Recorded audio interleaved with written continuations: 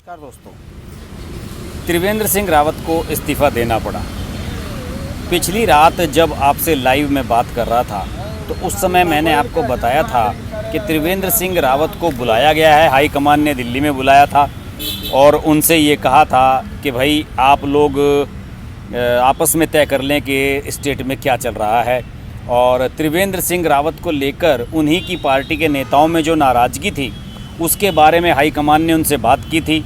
JP Nadda ने, अमित शाह ने और दूसरे लोगों ने बातचीत की थी और सोमवार की देर रात तक ऐसा नज़र आ रहा था कि उनसे इस्तीफ़ा नहीं लिया गया है। और एक मीटिंग आज यानी कि मंगलवार को दिन में बुलाई जानी थी विधानमंडल दल की, उसे भी स्थगित कर दिया गया था। तो उससे यही मैसेज गया था कि अभी उन पर खतरा टल गया है। और खतरा टल गया था, इसकी भनक इस बात से लगी थी कि मुन्ना सिंह चौहान जो पार्टी के प्रवक्ता हैं, उन्होंने ये कह दिया था कि अभी नेतृत्व परिवर्तन को लेकर कोई ऐसी बात नहीं है और जो भी मामले थे वो सुलझा लिए गए हैं। लेकिन इसके बाद देर रात तक घटनाक्रम चला और जो तमाम विधायक थे, खासतौर से उत्तराखंड के कुमाऊं क्षेत्र के जो विधायक थे वो नाराज़ थे और उन्होंने कहा कि भाई देखिए, इसका जो सीधा मतलब यही है कि अगर त्रिवेंद्र सिंह रावत को कंटिन्यू रखा जाता है तो ये साफ मैसेज चला जाएगा कि कुमाऊं के बदले गढ़वाल रीजन को ज़्यादा महत्व दिया जा रहा है और कुमाऊं के महत्व को कम करने का प्रयास जो लगातार त्रिवेंद्र सिंह रावत कर रहे हैं, उनको उस पर हरी झंडी दे दी गई है केंद्रीय कमान से और इसका नुकसान अगले साल होने वाले विधानसभा चुनाव में पार्टी को झेलना पड़ेगा। खैर, देर रात तक मंथन हुआ और बाद में हाईकमान ने यह तय किया कि त्रिवेंद्र सिंह रावत इस्तीफ़ा देंगे और बहुत जल्द, शायद 24 घंटे के भीतर ही नया चीफ मिनिस्टर उत्तराखंड को देखने को मिल जाएगा। वो कौन होगा वो अलग इशू है, लेकिन सबसे खास बात यह है त्रिवेंद्र सिंह रावत ऐसे चीफ मिनिस्टर थे जिन्हें इस्तीफ़ा देने के लिए कहा गया और उन पर कोई भ्रष्टाचार का आरोप तो बिल्कुल नहीं था। बिल्कुल ईमानदारी से अपना काम कर रहे थे। हाँ, उन पर ये आरोप जरूर लग रहे थे कि वो गढ़वाल क्षेत्र को ज़्यादा प्रीफर कर रहे हैं जहाँ से वो खुद बिलोंग करते हैं और चमोली जिस क्षेत्र में अल्मोड़ा आता है, कुमाऊं जिस क्षेत्र में अल्मोड़ा आता है, उसको वो नेगलेक्ट कर रहे हैं और वहाँ की भावनाओं का वो ख्याल नहीं कर रहे हैं। इनमें जैसे कि मैंने आपको पिछली रात लाइव में बताया था, उन्होंने चमोली, रुद्रप्रयाग, अल्मोड़ा और बागेश्वर को मिलाकर गैरसैंण एक नया मंडल बना दिया था, कमिश्नरी, और इसके बारे में विधानसभा में ऐलान भी कर दिया गया था। गैरसैंण को उन्होंने वहाँ की ग्रीष्मकालीन राजधानी भी घोषित कर दिया था। और गैरसैंण जो है वो एक छोटा सा एक चमोली का एक ब्लॉक है और चमोली जो है वो गढ़वाल रीजन में आता है। तो इसी वजह से ये माना जा रहा था कि गढ़वाल को वैल्यू दी जा रही है, अल्मोड़ा जैसे बड़े कल्चरल ज़िले को एक गैरसैंण जैसे छोटे से कमिश्नरी बनाकर उसके अंदर मिलाया जा रहा है। तो इस तरीके से उसके महत्व को कम किया जा रहा है। इस बात को लेकर पार्टी में अभी फ़िलहाल ताज़ी नाराज़गी आई थी और ये चूँकि अभी इसी बजट सत्र में उन्होंने इसका ऐलान किया था तो इसी के बाद से असंतोष उभरना शुरू हो गया था। और इसमें यह भी कहा जा रहा था कि कुमाऊं के 2 ज़िलों को आप मिला रहे हैं इसमें, यहाँ के मंडल में, तो इसका तो नुकसान पार्टी को आने वाले समय में होगा ही। इससे जो वहाँ के चमोली और ऊपर के जो हिल के जो ज़िले हैं वो निश्चित रूप से उनके बीच में एक अनईजीनेस की भावना पनपेगी। इसी वजह से पूरे कुमाऊं में सियासी तूफान था और इसे कुमाऊं की अस्मिता और पहचान पर हमला माना गया। अब इसके अलावा पार्टी को ये भी लग रहा था कि अगले साल होने वाले चुनावों में पार्टी को खतरा हो सकता है, उसको नुकसान झेलना पड़ सकता है। इसी वजह से बार बार पार्टी के अंदर ये मांग चल रही थी कि त्रिवेंद्र सिंह रावत को हटाया जाए। त्रिवेंद्र सिंह रावत की परफॉर्मेंस को लेकर पिछले काफ़ी लंबे समय से सवाल उठाए जा रहे हैं। देखिए, त्रिवेंद्र रावत ने उत्तराखंड देवस्थानम बोर्ड बनाया है, एक जो केदारनाथ, बद्रीनाथ, गंगोत्री और यमुनोत्री धाम को सरकार के अधीन रखा गया है इसमें। और इसमें इस बोर्ड को कुछ उस तर्ज पर बनाया गया है जिस तरीके से जम्मू कश्मीर में वैष्णो देवी को कंट्रोल करने के लिए एक बोर्ड का गठन किया गया था और तब से वहाँ के हालात सुधर गए।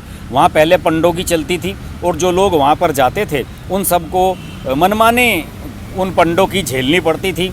और वहाँ पर उसके बाद जब उस समय के जो वहाँ के गवर्नर थे जगमोहन साहब, जो बीजेपी से बिलोंग करते थे, उन्होंने एक बहुत अच्छी व्यवस्था दी थी और तब से आज तक वैष्णो देवी का एक बोर्ड बनाया गया, श्राइन बोर्ड, और उसके हिसाब से वहाँ सारा कामकाज चलता है और बहुत सिस्टमेटिक चलता है। उसी तर्ज पर त्रिवेंद्र रावत ने ये एक बोर्ड बनाया था, उत्तराखंड देवस्थानम बोर्ड, और उनकी ये कोशिश थी कि केदारनाथ, बद्रीनाथ, गंगोत्री और यमुनोत्री धाम को सरकार के अधीन रखा जाए और वहाँ पर जो सारा सिस्टम है उसको कंट्रोल किया जाए सरकार के द्वारा, जिससे कि वहाँ आने वाले टूरिस्टों को कोई परेशानी ना हो और क्षेत्र में डेवलपमेंट भी कराया जा सके। लेकिन इसकी ब्राह्मण समाज में तीखी प्रतिक्रिया हुई।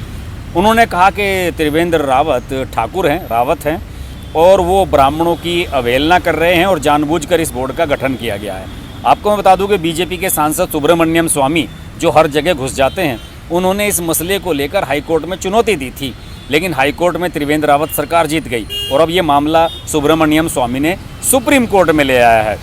और हरिद्वार से लेकर बद्रीनाथ तक जितने भी संत समाज था वो सब त्रिवेंद्र रावत के इस फैसले के खिलाफ था। वो चाहते थे कि संतों के पास इसका कंट्रोल बना रहे, सरकार के पास इसके कंट्रोल ना दिया जाए। इसके अलावा गैरसैंण को आनन फानन में ग्रीष्मकालीन राजधानी घोषित करना भी उन्होंने, जो पहाड़ के लोग हैं, पर्वतीय लोग हैं, उनकी जनभावनाओं के आरोप अनुरूप नहीं बताया था। और उनका मानना था कि विधानसभा की बैठक भी त्रिवेंद्र रावत ने वहाँ पर बुलाई, लेकिन उसके बावजूद भी जितने भी अफसर हैं पहाड़ के, वो सारे देहरादून में ही रहते हैं, कोई भी पहाड़ में नहीं रहना चाहता। और त्रिवेंद्र सिंह रावत की कोशिश थी कि पहाड़ में अगर गैरसैंण में राजधानी बनाई जाएगी तो सारे अधिकारी वहाँ बैठना शुरू करेंगे, मंत्री विधायक बैठना शुरू करेंगे, तो इस तरीके से एक सेंटर पॉइंट पूरे उत्तराखंड का बनेगा, जिसकी वजह से क्षेत्र में संपर्क करना आसान हो सकेगा। सोच सही थी, लेकिन उसमें जो ब्राह्मणवाद, ठाकुरवाद जो घुस गया, उसने सब कुछ खत्म कर दिया। इसके अलावा त्रिवेंद्र सिंह रावत को लेकर लोग बाग उनकी व्यक्तिगत रूप से भी आलोचना करते रहे कि उनका ठीक व्यवहार नहीं था, बहुत रूखा व्यवहार करते हैं, और मुख्यमंत्री की किसी भी आलोचना को ये लोग व्यक्तिगत रूप से बदले की भावना से काम करते थे। और उन पर आरोप, भ्रष्टाचार का कोई आरोप नहीं था, लेकिन एक मामले में हाईकोर्ट उन पर लगे आरोपों की जांच सीबीआई से कराने का आदेश दे चुका था। इस पर सुप्रीम कोर्ट स्टे दे चुका है और 10 मार्च को इस पर सुनवाई होनी है। और हाल ही में एक किसी चैनल का सर्वे भी आया था, जिसमें त्रिवेंद्र सिंह रावत को सबसे अलोकप्रिय मुख्यमंत्री बताया गया था, सबसे नीचे का दर्जा दिया गया था। शायद एबीपी ने वो सर्वे किया था। ये सब चीज़ें भी उनके खिलाफ गई। बहरहाल उत्तराखंड का इतिहास रहा है, वहाँ के जो लगभग उसे उत्तराखंड को बने हुए लगभग 20 साल हो चुके हैं, और वहाँ पर एक अगर नारायण दत्त तिवारी को छोड़ दें तो किसी भी मुख्यमंत्री ने 5 साल का काम नहीं किया है, 5 साल पूरे काम नहीं किया है। और अब त्रिवेंद्र सिंह रावत को भी 4 साल और मेरे ख्याल में 4 साल पूरे होने में 9 दिन अभी उनके शेष थे, और उन्हें वहाँ पर हटाना पड़ा। और अब देखते हैं अगला चीफ मिनिस्टर कौन होगा। लेकिन अगला चीफ मिनिस्टर जो भी हो, आने वाले समय में, चूँकि चुनावी साल आ रहा है, बीजेपी के लिए यहाँ हालात विकट होने जा रहे हैं। बीजेपी अगर ये सोच रही है कि 1 साल के भीतर वो इतना लाभ गेन कर लेगी कि जो नुकसान त्रिवेंद्र सिंह रावत के समय में हुआ है उसकी भरपाई हो जाएगी, तो ये आसान नहीं होगा। जो भी नया चीफ मिनिस्टर आएगा वो उसे कांटों का ताज पहनना पड़ेगा। इस पर हम बात करते रहेंगे। देखते रहिए अर्श की बात लाइव। नमस्कार। अगर आपको हमारी वीडियो पसंद आई तो वीडियो को लाइक करें, चैनल को सब्सक्राइब करें और नोटिफिकेशंस के लिए बेल आइकन को प्रेस करें।